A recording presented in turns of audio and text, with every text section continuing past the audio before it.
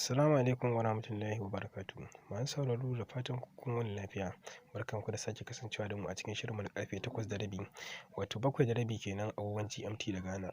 A cikin shirin namu ne za ku ji mu dauke da cewa lambar NIN ce za ta zama tun daga shekara ta 2026. Hukumar tattara haraji ta Najeriya FIRS ta ce daga watan Janairun 2026 lambar zama ɗan ƙasa NIN da hukumar rijistar katin ɗan ƙasa NIMC ta baiwa 'yan Najeriya zai kasance lambar ta biyan haraji wato TIN, kamar yadda gidan talabijin na Channels ya rawaito. Alƙalin NIMC sun nuna cewa zuwa Oktoba 2025 'yan Najeriya mutum miliyan 123,900 ne ke da lambar NIN. A cikin wani saƙon wayar da kan al'umma kan sabuwar dokar harajin da hukumar tattara haraji ta wallafa a shafinta na X, ta ce lambobin rijista da hukumar yi wa kamfanoni rijista ta baiwa kamfanoni zai zamo lambar su ta biyan haraji a ƙarƙashin sabuwar dokar. FIRS ta ce sabon tsarin samar da lambar biyan haraji zai zamo sauƙi wajen tantance mutane da kamfanoni, ya rage matsalar lalata sunaye, ya rufe duk wata kafa da ake amfani da ita wajen kaucewa biyan haraji, da kuma tabbatar da cewa duk wanda ke samun kuɗin da ya kamata ya biya haraji ya biya kasonsa.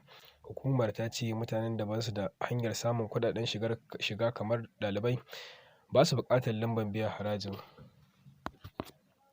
Canza dokokin haraji cin amanar 'yan ƙasa ne, in ji Atiku, tsohon ɗan takarar shugabancin Najeriya a jam'iyyar PDP kuma jigo a ADC. Atiku Abubakar ya ce canjin da ake zargi an samu ƙudurin haraji a takardun da aka sanya wa hannu cin amanar 'yan ƙasa ne, sannan karan tsaye ne a kundin tsarin mulkin ƙasa. Atiku ya bayyana haka ne a shafukansa na sada zumunta, inda ya ce sauye-sauyen da aka samu sun nuna cewa gwamnatin ta fi mayar da hankali ne kan tatsar 'yan ƙasar amma ba taimakon su ba. Jigon siyasar hamayyar ya yi kira da dakatar da aiwatar da ƙudurin harajin, wanda ake sa ran farawa a watan Janairu domin gudanar da cikakken bincike. Ya kuma buƙaci Majalisar Dokokin Ƙasa ta yi gaggawar gyara sauye-sauyen da aka yi ba bisa ƙa'ida ba, sannan a hukunta masu hannu a yi wa kundin tsarin mulki zagon ƙasa, sannan hukumar EFCC ta gudanar da bincike a kansu. Za mu buɗe fada mu naɗa hakimai, in ji Rarara. Fitaccen mawaƙin siyasa a arewacin Najeriya, Dauda Kahutu Rarara, ya ce zai yi amfani da sarautarsa ta ƙasar Hausa domin haɗa kan mawaƙan tare da inganta sana'arsu. Mawaƙin ya bayyana haka ne a zantawarsa da BBC Hausa, inda ya ce zai buɗe fadarsa ta sarauta, sannan zai naɗa hakimai da wakilansa da za su taimaka masa wajen gudanar da sarautar.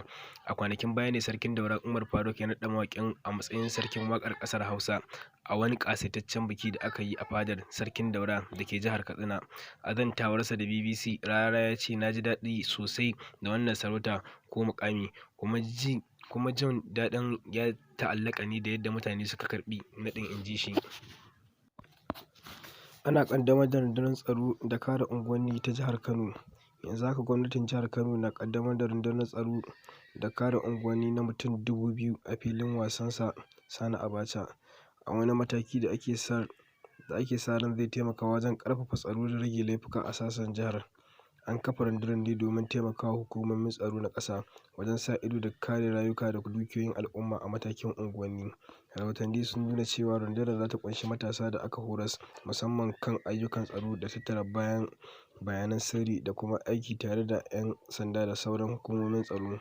Gwamnatin jihar ta ce za a rarraba rundunar a ƙananan hukumomi daban-daban domin tabbatar da tsaro a kasuwanni da makarantu da unguwanni da sauran muhimman wurare. Haka kuma gwamnatin jihar ta jaddada cewa ƙaddamar da rundunar na daga cikin ƙoƙarin da take yi na samar da zaman lafiya mai ɗorewa da kuma baiwa al'umma ƙwarin gwiwar rayuwa cikin aminci. Ta yi kira ga mazauna jihar da su ba da haɗin kai tare da tallafawa rundunar domin ta samu nasara a aikinta na kare lafiyar jama'a.